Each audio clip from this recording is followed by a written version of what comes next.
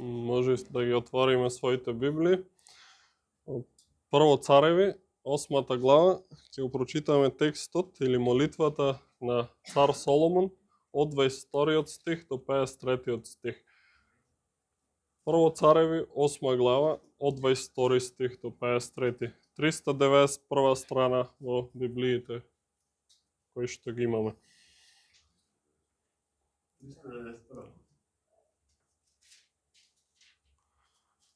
Тоа ќе биде читање на словото од Стариот Завет, а потоа ќе читаме и од Новиот Завет во Лука 11 глава. Најпрво да слушнеме молитвата на Соломон. Прво Цареви, 8 глава, од 22 стих, да го чуеме Божиото Слово. Тогаш Соломон стапи во присуство на сиот Израелев собир пред Господовиот жртвеник, ги рашири рацете кон небото и рече: Господи, Израелев Боже, ниеден Бог не ти е сличен ни на небесата, ни долу на земјата. Тебе кој ги пазиш заветот и љубовта кон своите слуги, што чекорат пред Тебе со сето свое срце. На својот слуга Давид, на мојот татко, ти му исполни што си му ветил. Што си ветил со својата уста, го исполни со својата рака токму денес.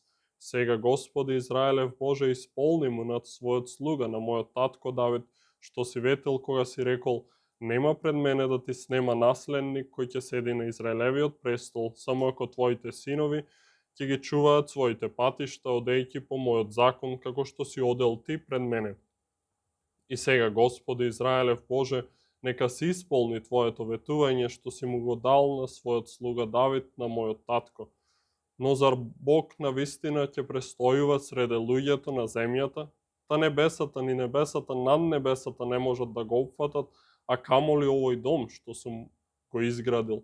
Внимателно послушај ги молитвата и викањето на својот слуга, Господи Боже мој, та послушај ги викањето и молитвата што Твојот слуга ти ја упатува Тебе.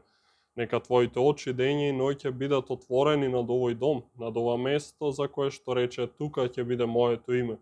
Послушај молитвата со која Твојот слуга ќе се моли на ова место и послушај молитвата на Твојот слуга и на Твојот израелски народ кога тие ќе се молат на ова место. Послушај од местото каде што престојуваш од небесата и смилувај се.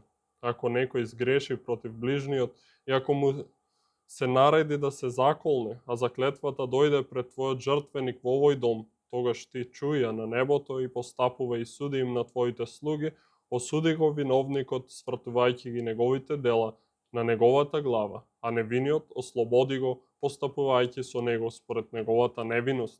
Ако Твојот народ биде разбиен од непријателот, зашто ти сгрешил Тебе, ама ако сепак се обрати кон Тебе и ако го прослави Твоето име и ако се помоли во овој дом, тогаш чуј го ти тоа од небото, прости му ги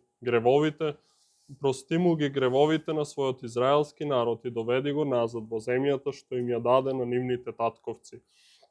Кога ќе се затвори небото и не ќе падне дожд, зашто ти сгрешиле Тебе, па ако ти се помолат на ова место и ако го прослават Твоето име, и ако се одвратат од својот грев, кога ќе ги понижиш ти, тогаш чуј ги, ти на небото, и прости им го гревот на своите слуги и на својот израелски народ, покажувајќи им го добриот пат по кој да одат и пушти дожд на земјата што му ја даде во наследство на својот народ. Кога во земјата ќе завладеат глад, помор, суша и гламница, и кога ќе надојдат скакулци, гасеници, кога непријателот на овој народ притисне некоја од неговите врати, или кога ќе биде некоја друга неволја или болест, ако некој човек или сиот Твој народ ја почувствува тешкотијата на своето срце, па упати молитва или просење, да ги рашири рацете кон овој храм, ти чуј од небото, од местото каде што престојуваш, и прости и постапи. Врати му на секој човек според неговиот пат, зашто ти го познаваш неговото срце. Единствено ти ги познаваш срцата на сите, за да се бојат од Тебе секогаш во сите дни, додека живеат на земјата, што Ти им ја даде на нашите татковци. Па и туѓинецот, кој не е од Твојот израелски народ, туку пристигнал од далечна земја заради Твоето име, зашто чул за Твоето големо име, за Твојата силна рака и за Твојата подигната мишка, Ако дојде и ако се помоли во овој храм, послушај го небото каде што престојуваш, послушај ги сите негови извикувања за да го запознаат сите земни народи твоето име и за да се бојат од тебе како твојот народ Израел и за да знаат дека твоето име е повикано на овој дом што го изградив. Ако твојот народ тргне против непријателот по пат по кој што ќе го упатиш ти, и ако му се помоли на Господа свртен кон овој град, што си го избрал и кон домот што му го изградив на твоето име, послушај му ги од небото молитвата и просењето и направи му правда, која ќе ти сгрешат, зашто нема човек кој не греши, а ти, откако ќе се насрдиш на нив, ќе ги предадеш на непријателите да ги заробат и да ги одведат како робје во далечна или во блиска земја, па ако се покајат со срцето во земјата во која ќе бидат доведени, ако почнат да те молат за милост во земјата на своите освојувачи, велејки, сгрешивме, бевме лоши и опаки, и ако така се обратат кон тебе со сето срце и со сета душа во земјата на своето робство во која ќе бидат доведени како робови, и ако се помолат свртени кон земјата што ти им ја даде на нивните татковци, кон градот што си го избрал и кон домот што му го изградив јас на твоето име, послушај ги од небото каде што престојуваш нивната молба и нивните просења, направи им правда и прости му на својот народ зашто сгреши против тебе. Прости ги сите навреди што ти ги нанесе, направи за да му се смилуваат освојувачите и за да бидат милостиви спрема него. Бидејќи тие се твој народ и твое наследство, нив ги изведе од Египет од вжарената печка. Твоите очи нека бидат отворени за молитвата на твојот слуга и за просењата на твојот народ Израел, за да ги чуеш сите нивни молби што ќе ти ги упатат тебе, зашто ти ги одвои од сите народи на земјата за своје наследство, како што објави преку својот слуга Мојсеј, кога ги изведе нашите татковци од Египет, о Господи Боже. Амин. Сега може да свртиме напред до Евангелието според Лука, 11-та глава. Таму ќе биде и нашиот текст, но ќе биде и тематски, така да што ќе шетаме низ Библијата. 11-та глава по 1034 страна во Библиите, од првиот до 13-тиот стих.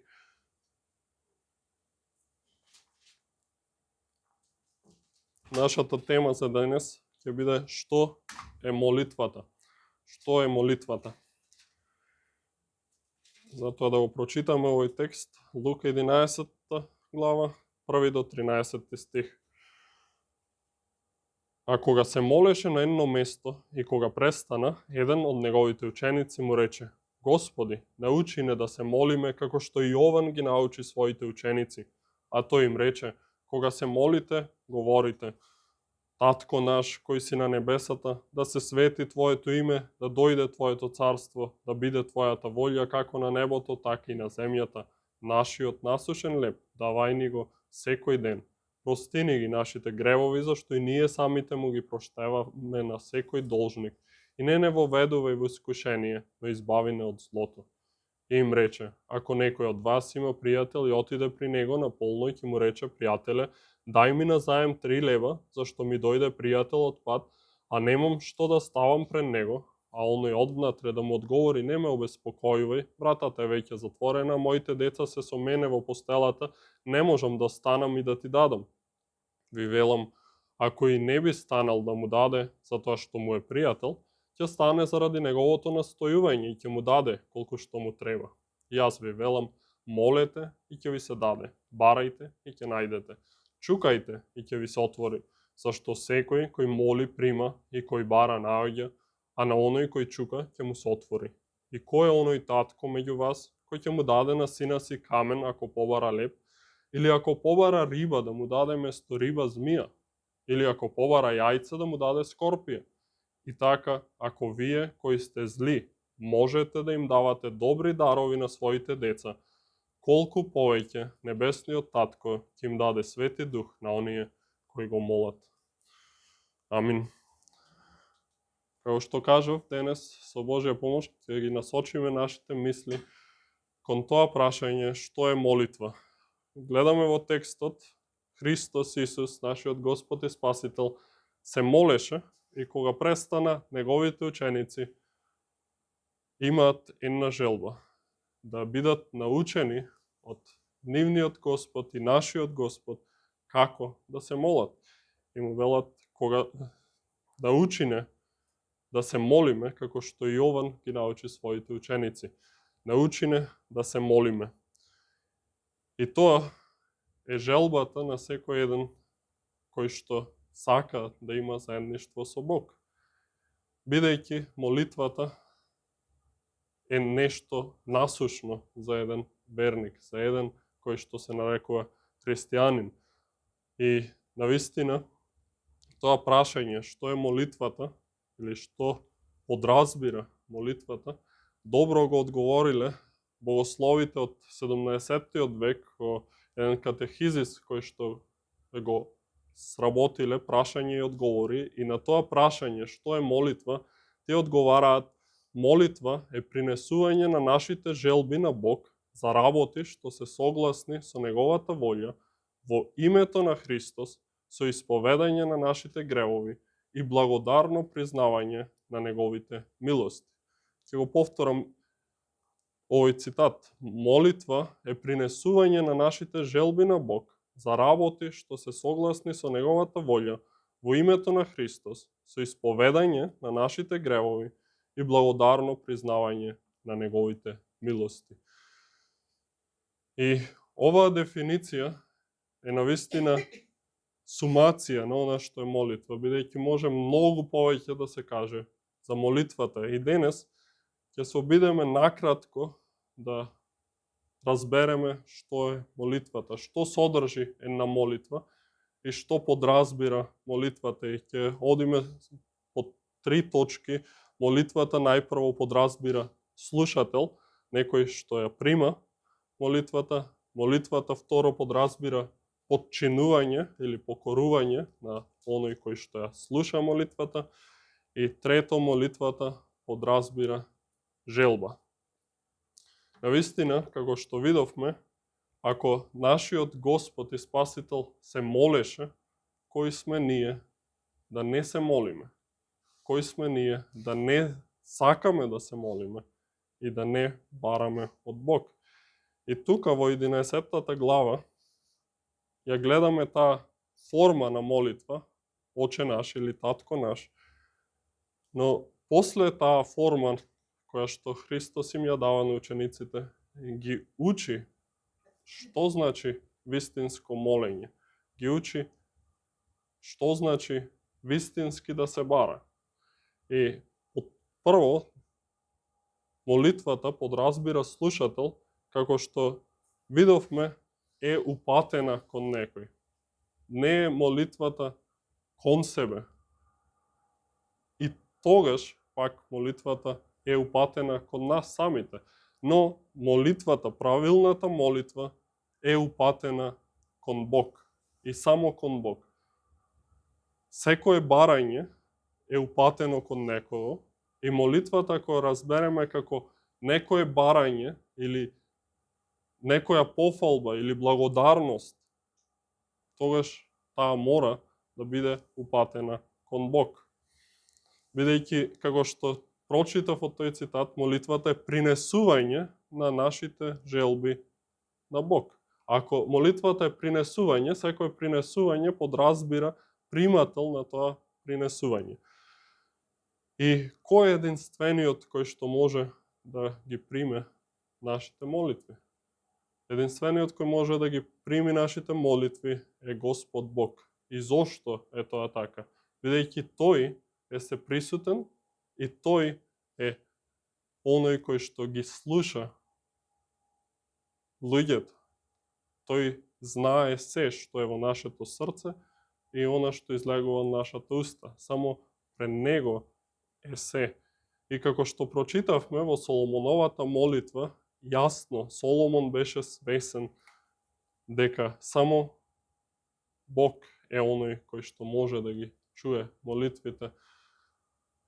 И вели во 39-тиот стих: зашто ти го познаваш неговото срце единствено ти ги познаваш срцата на сите, за да се бојат од тебе секогаш во сите дни, додека живеат на земјата што ти им ја даде на нашите татковци. Соломон го користи тој аргумент, бидејќи Бог е оној кој што ги познава нашите срца и само тој може да ги слушне нашите молитви. И во овој контекст во кој што живееме, молитвите често се упатени кон други личности, како Дева Марија, Богородица, како други светители, како други личности, но не само кон Бог. Библијата е јасна, нема никаде пример во Библијата некој да се моли на друг. Има примери некој да се моли за друг, но некој да се моли на друг, нема таков пример. И Соломон го разбирал тоа, дека само Бог е оној кој што е сеприсутен и само Бог може да ги чуе молитвите на својот народ. И со тоа, Бог не поучува нас и денес дека слушателот, примателот на нашите молитви е единствено Господ Бог, никој друг. Сите светители кои што живееле пред нас се упокоени во Бог, но тие во нивните тела се уште го чекаат воскресението и нивните души, да, се во небесата при Христос, но тие не можат да ги чујат нашите молитви, а не можат ни да ги примат и да действуваат, бидејќи тие се лимитирани, ограничени суштества, создадени, а не се Создателот. Само Создателот може да ги чуе нашите молитви и да действува соодветно на нашите барања. И затоа, нашата пракса е да се молиме кон Бог. И тука подразбира Богот троедин. Ќе разгледаме понатаму, сакам да ја обработиме Оче наш подетално во наредните недели. Ќе разгледаме тоа Оче наш или Татко наш, дека не се однесува само на Бог Таткото, првата личност во Светата Троица, туку може да се однесува и на секоја личност. И ние можеме да се молиме на секоја личност во Троицата, бидејќи тие не се раздвоиви, тие се едно, во една суштина, една волја, иста мудрост, иста сила, и тие мора да бидат, кога и да се молиме на Таткото, да ги имаме на уми Синот и Светиот Дух. И затоа е битно ние да разбираме доктрината и на Светата Троица, за да можеме правилно да се молиме правилно кон единствениот жив и вистински Бог. Молитвите на оние од други религии кои што се молат на други богови немаат ефект, бидејќи тие не можат исто така да слушнат. Само Бог е оној кој што ги слуша молитвите на луѓето и само Бог може да делува. И тие луѓе кои што се заблудени во празни религии, навистина имаат се што треба за една молитва, разбираат дека треба да се молат, да ги принесат своите желби, да исповедаат грев, да благодарат, но го утнале првиот чекор. Кон кого ја упатуваат својата молитва? Бидејќи ако ние зборуваме напразно кон зидот не може да ни врати. Една слика не може да ни одговори, или светителот не може да се моли за нас, бидејќи првично тој не слуша нас. И на тој начин ние сме ги искажале нашите молитви, но никој не ги примил, бидејќи единствено Бог ги прима молитвите. А под второ реков, молитвата подразбира подчинување. И ако слушателот, примателот на молитвите е единствено Господ Бог, тогаш самиот Бог е достоен ние да му се подчиниме и да го прославиме, бидејќи тој е оној кој што не создал, тој е оној кој што не обликувал и тој е оној кој што се грижи за нас. И молитвата во самата суштина покажува дека ние имаме потреба. Дека ние имаме потреба од некој што е над нас, не некој што е под нас. И тоа е разбирањето дека светителите се над нас или Дева Марија е над нас и дека тие можат да ги принесат нашите молитви за нас. Но единствено во Библијата посредникот помеѓу Бог и луѓето се кажува дека е човекот Исус Христос или Богочовекот Исус Христос. Во 1 Тимотеј 2 глава 5 стих тоа го кажува дека тој е посредникот помеѓу Бога и луѓето. Тој е оној кој што може да ги принесе нашите молитви. И затоа во таа дефиниција читаме во името на Христос. Бидејќи зашто Бог е еден и еден е посредникот меѓу Бога и луѓето, човекот Христос Исус, кој се даде себе си како откуп за сите, за сведоштво во вистинско време. Тој е оној кој што ги принесува нашите молитви, не неговата мајка, не неговите ученици, туку единствено Христос Исус или втората личност во тројството. И ние се подчинуваме на Богот троедин во нашата молитва, бидејќи тој владее над нас. Тој е оној кој што ја има сета власт над сета земја и ништо не е надвор од неговата контрола. Во молитвата има повеќе аспекти. Ние Бог го обожаваме, го возвеличуваме, ги возвеличуваме неговите особини, го фалиме, бидејќи тој е достоен за фала, пофалба, тој е оној кој што ги прави сите дела и како што прочитав благодарно признаваме за неговите милости. Тој милостиво постапува кон својот народ и во тоа ние му се подчинуваме, свесни дека ние зависиме од него, зависиме во се. И во 11 глава на Лука споредбата која е? Споредбата е човек оди кај свој пријател во потреба. Тој човек е во потреба.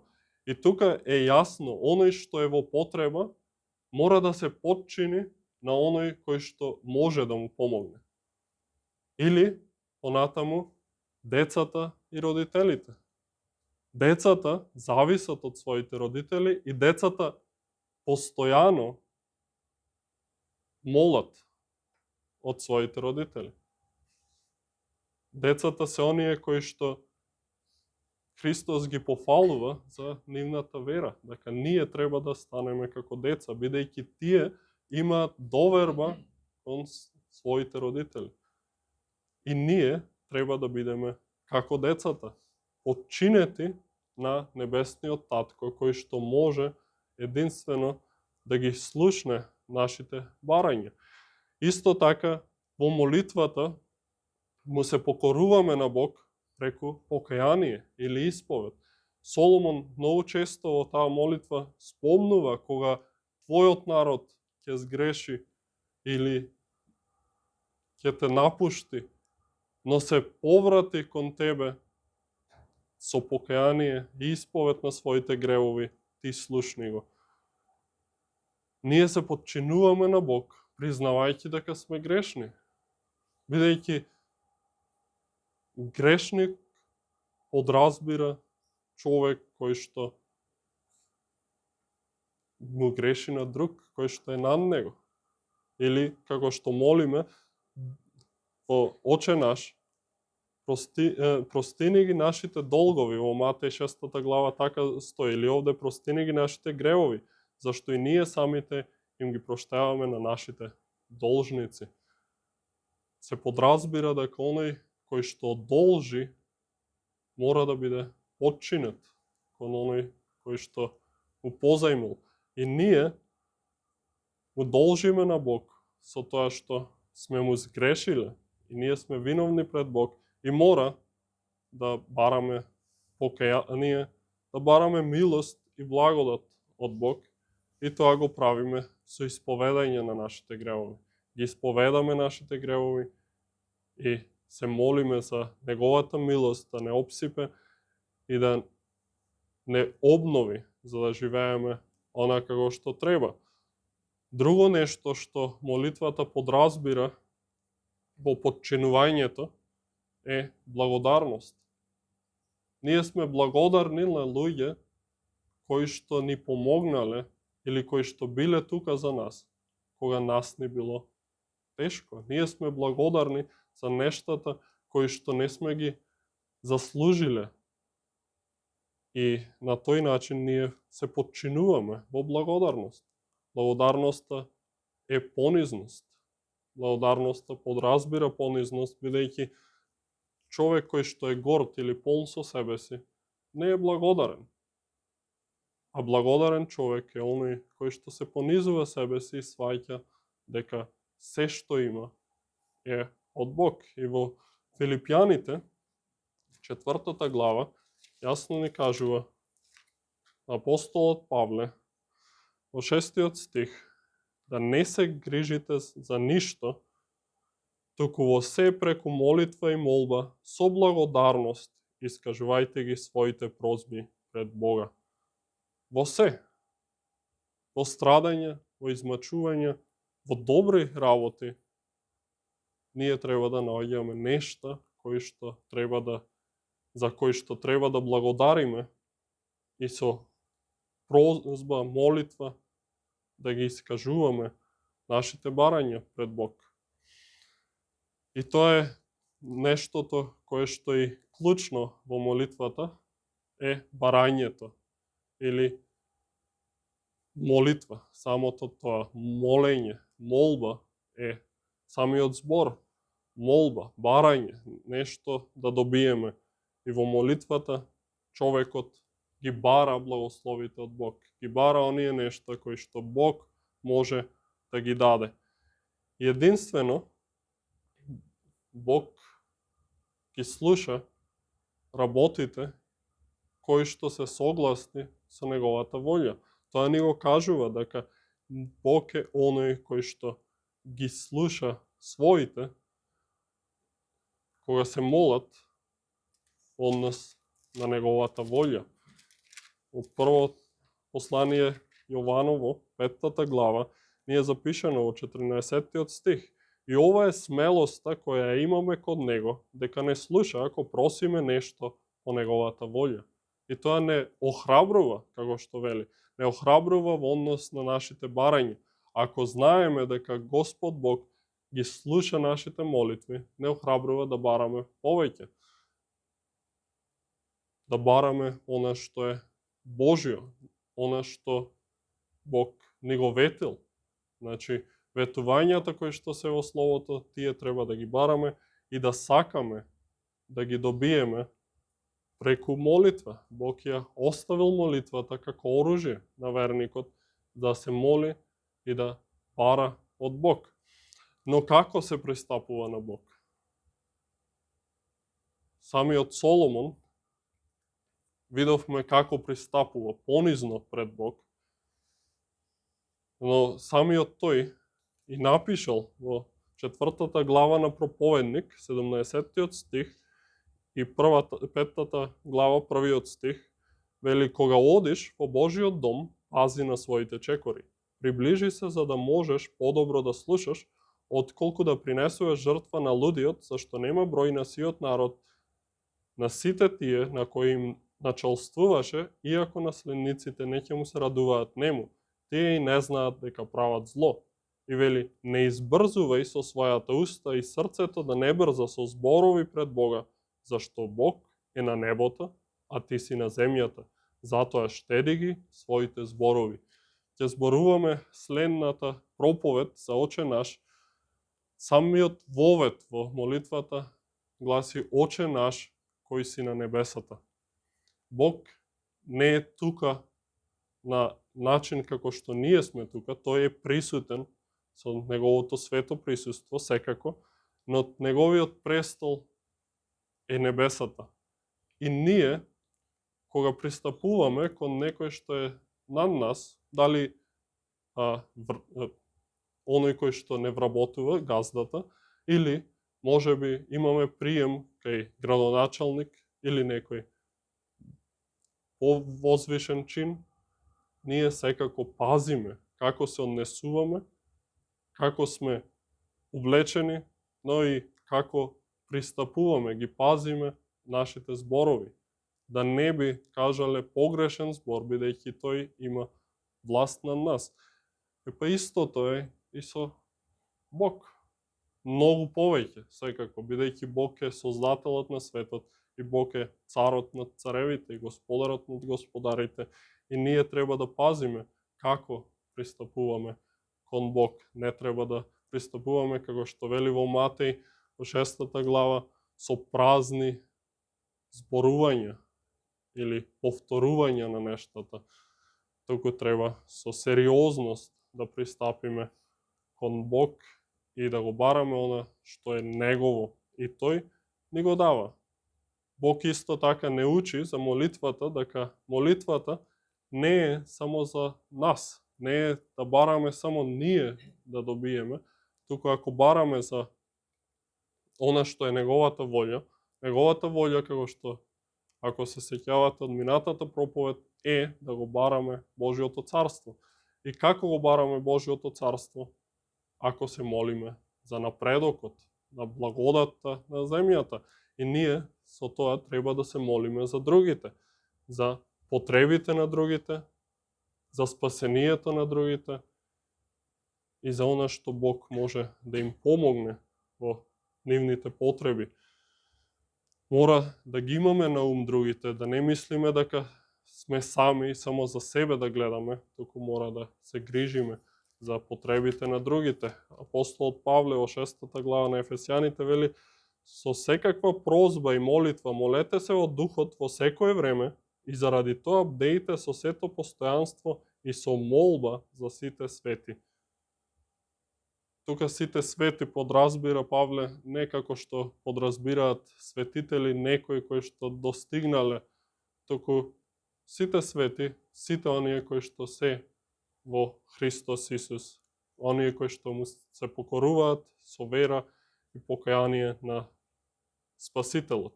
Тие се светите во Бог.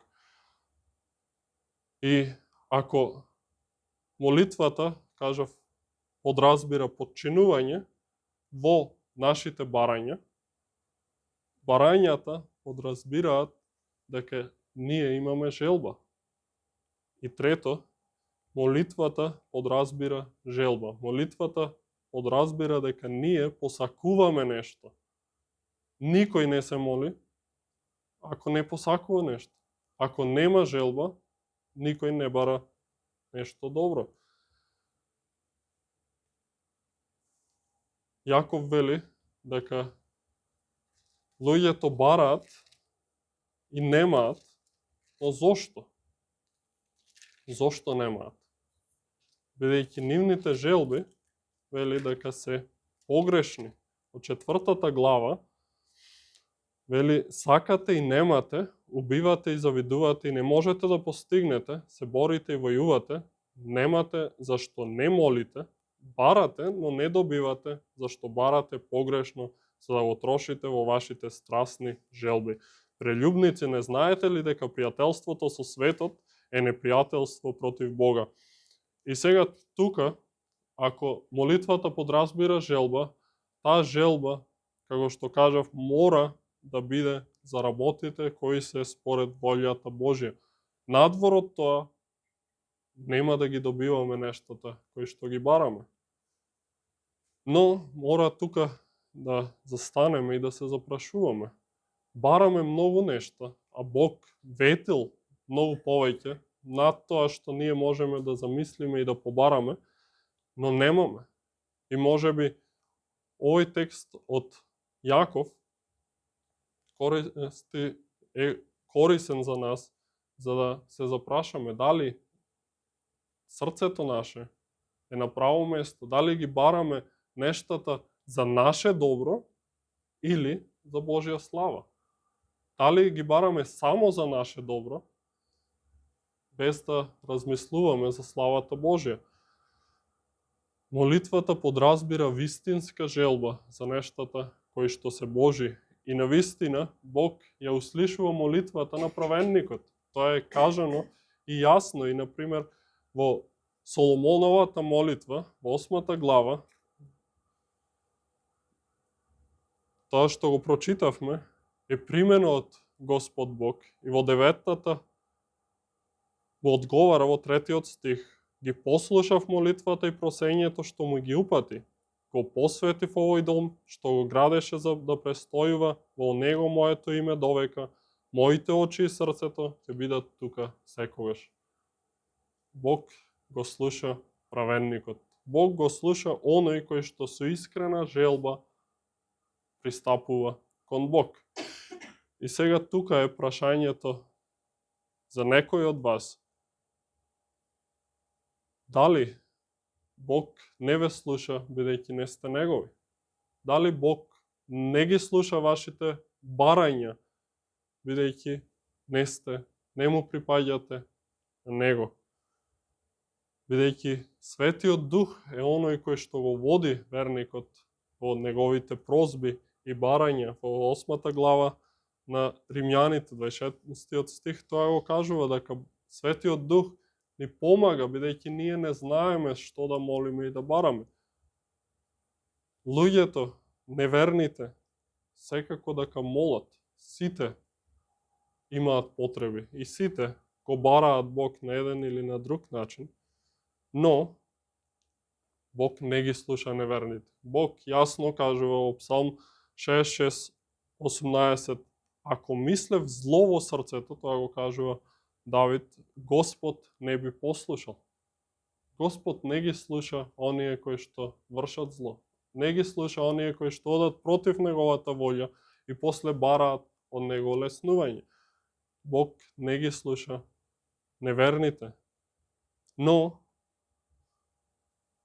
Бог има ветување и за неверните, дека ако го бараат Бог, тие ќе го најдат. Во Еремија ни се кажува: ќе ме барате и ќе ме најдете, зашто ќе ме барате со сето свое срце. Дали го барате Бог со сето свое срце? Бидејќи ако го барате Бог со сето свое срце, ако ги има сите тие нешта, обожавање, покаяние, исповед за своите гревови, благодарност за спасението кое што го нуди, и ако го бараме тоа спасение со сето свое срце, Бог ветува дека ќе го најдеме. Истото и во 11 глава ни се кажува: барајте и ќе најдете, молете и ќе ви се даде, чукајте и ќе ви се отвори. Дали му веруваме на Бог дека Бог дава она што ветил? Бидејќи Бог, како што кажав, има многу ветување во своето свето писмо, но ние сме неверни. Бидејќи не веруваме, немаме. И немаме бидејќи не бараме. А не бараме бидејќи пак повторно не веруваме. Не ги бараме нештата бидејќи не ги веруваме. И не ги веруваме бидејќи мислиме дека и немаме потреба од тие нешта.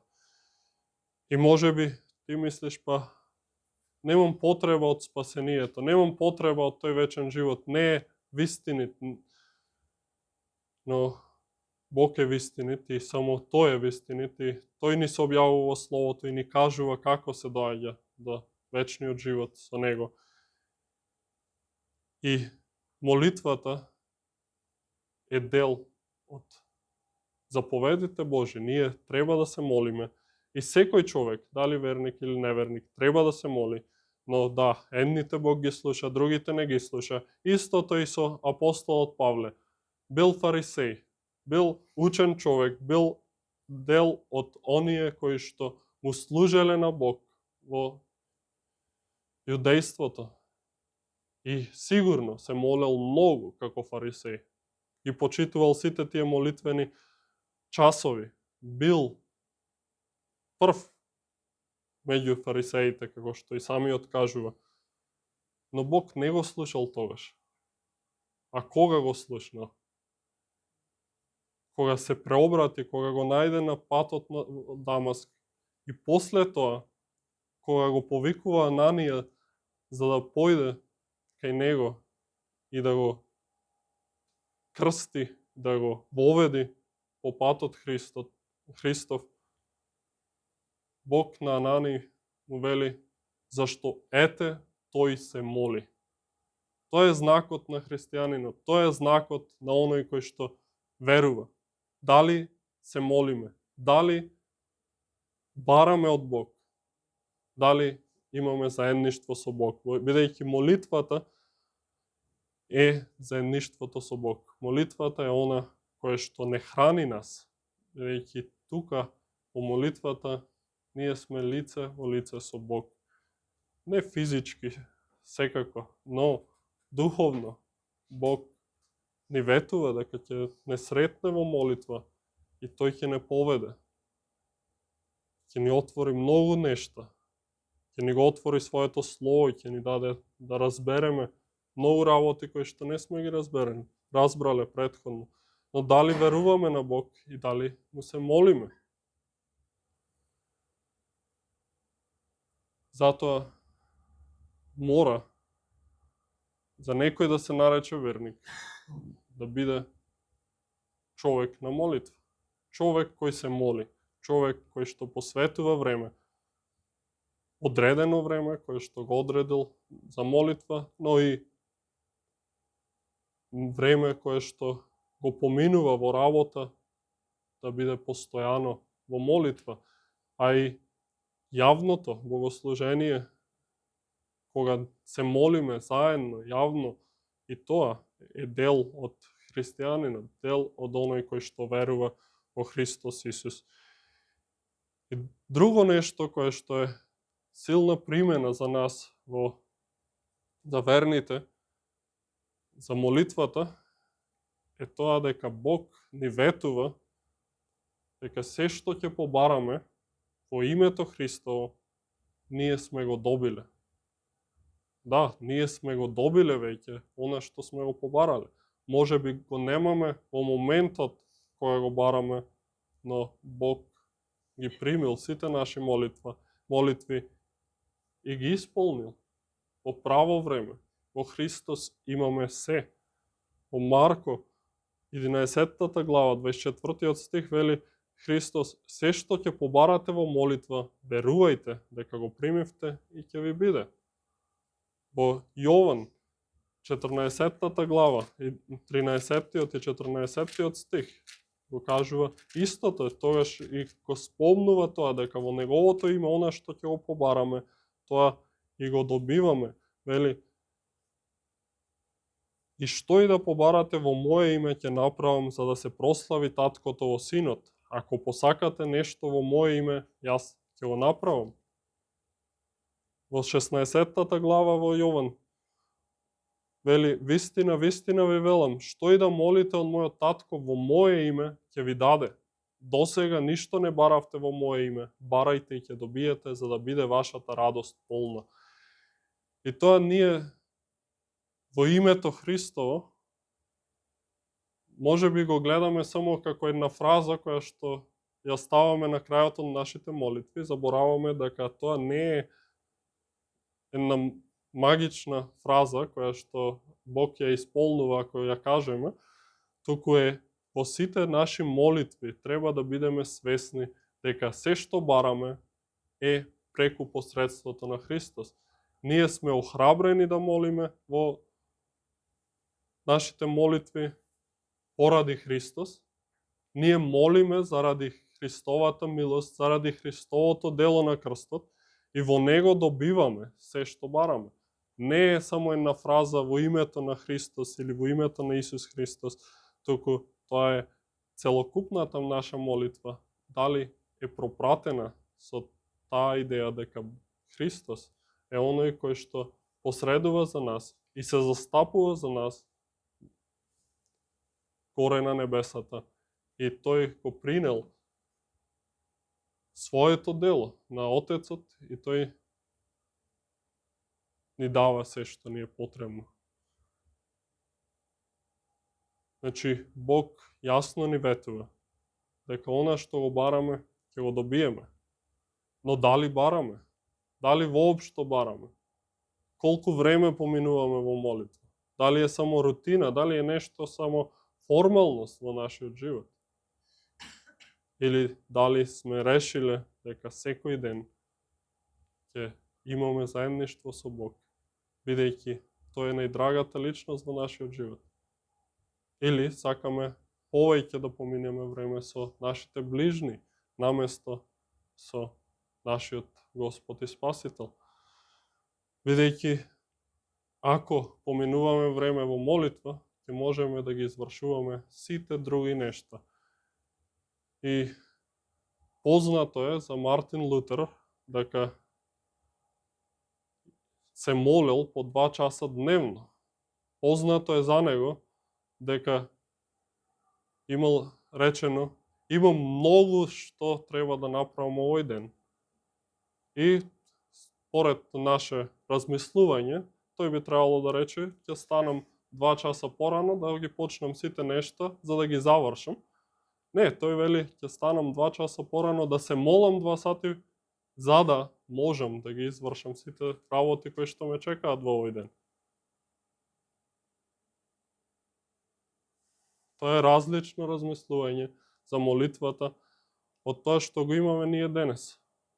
Ние сакаме прво да ги извршиме сите наши обврски и после да го бараме Бог да ги благослови.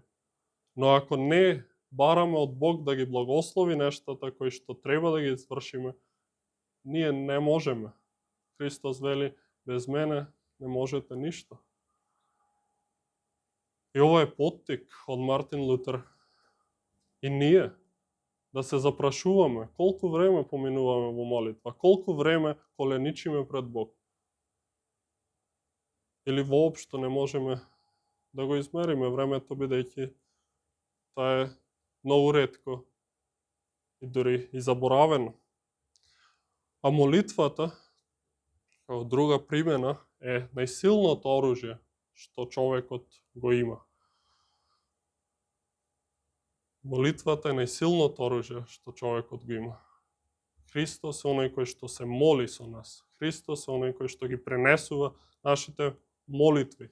И Мекшейн рекол: ако знам дека Христос се моли во соседната соба за мене, нема да се плашам од илјадници непријатели.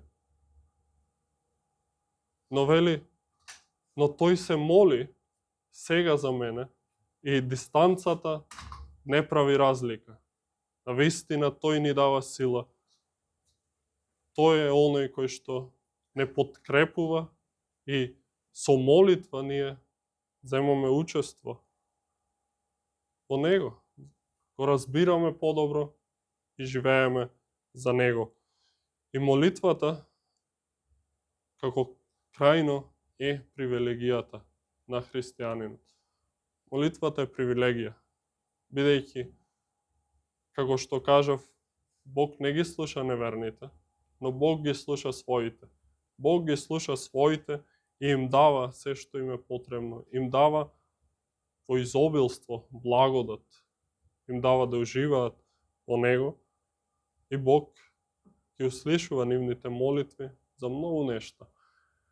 Ако се сетиме за Илија, дека тој со неговата молитва преку вера во Христос, преку вера во Бог, посака да нема дожд на земјата и навистина не падна дожд на земјата.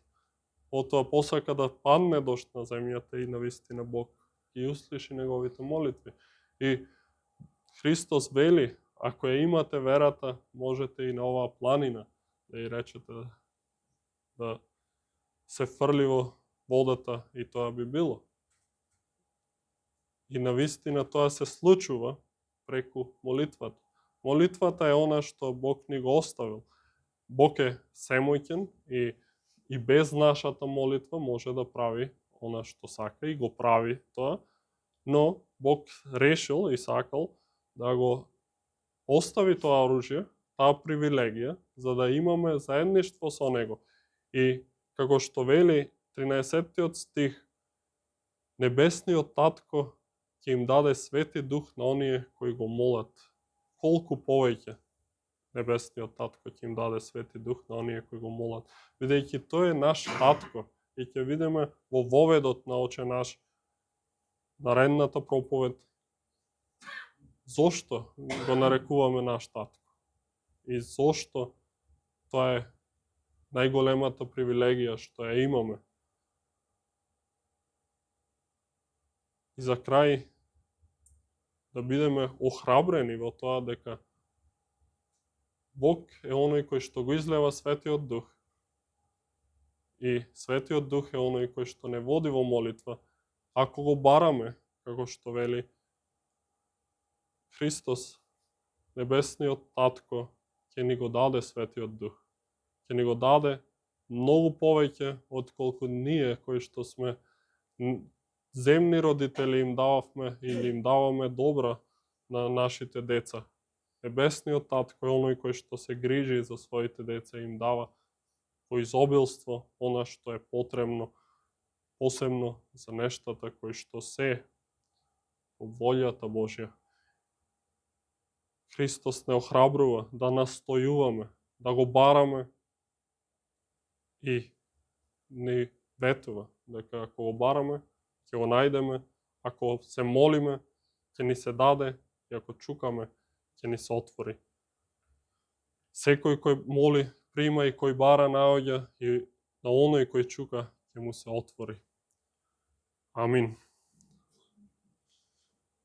Може да станеме и да се помолиме кој е во можност да стане.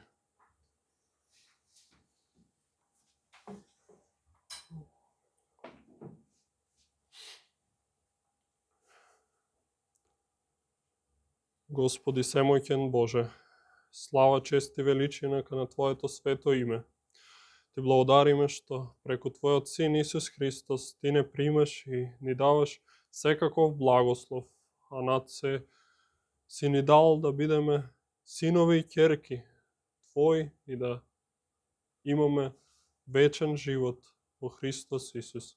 Ти благодариме што овој ден Ти не поучуваш за молитвата и Ти благодариме што си ни оставил молитвата, да имаме заедништво со Тебе, да ги принесуваме нашите прозби и молитви пред Тебе и да знаеме дека Ти не слушаш како наш небесен Татко и ни даваш соодветно она што ни е потребно.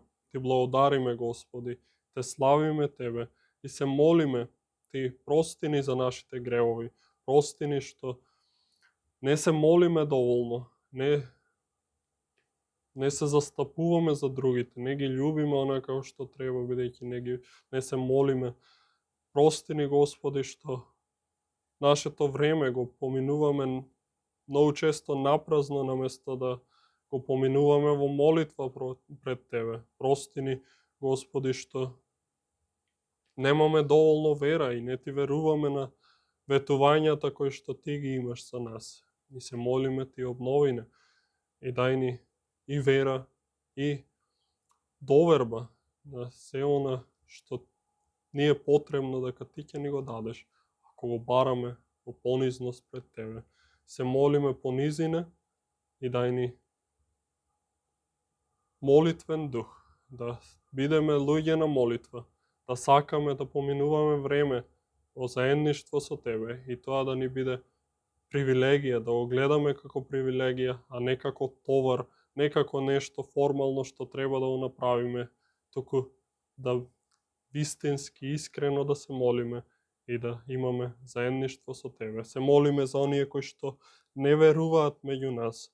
Ти делувај во нивните срца и дај им спасоносна вера и дај да можат и тие да повикаат кон Тебе и да бидат слушнати и да добијат вечен живот во Христос Исус. Биди милостив, Господи, и кон овој град, и кон овој народ кој што живееме, кој што сме и ние дел. Дај Ти обнова и пробуда помеѓу народот. Дај вистински да се сака се што е Твое и вистински да се почитува она што Ти го даваш. Се молиме за спасение и на властите, на оние кои што се на позиции. Те молиме, Ти делувај и преку нив мудро да се раководи овој град, а и целата оваа држава, и се молиме за тие да дојдат до познавање на вистината и вистината да ги ослободи, за да можат правилно и да ги донесуваат своите одлуки. Се молиме, Господи, Ти водине во нашите животи, благословувајне поради Христос Исус и биди ни милостив.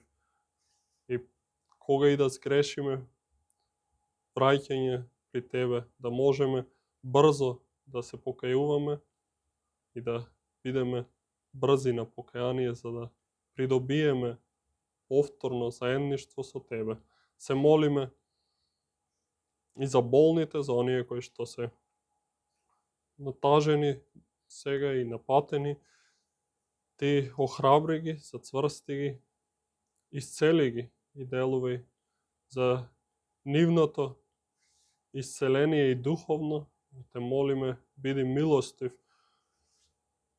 Се молиме, Господи, за црквата низ целиот овој свет. Ти да ја благословуваш, да ја водиш и да ја зацврстуваш и овој ден Твој, кога се собира црквата да Те прославува. Ти излего Твојот благослов над целата црква и дај да се има вистинско разбирање на Твоето слово, промена во животите на луѓето и Твоето име да се прослави над се.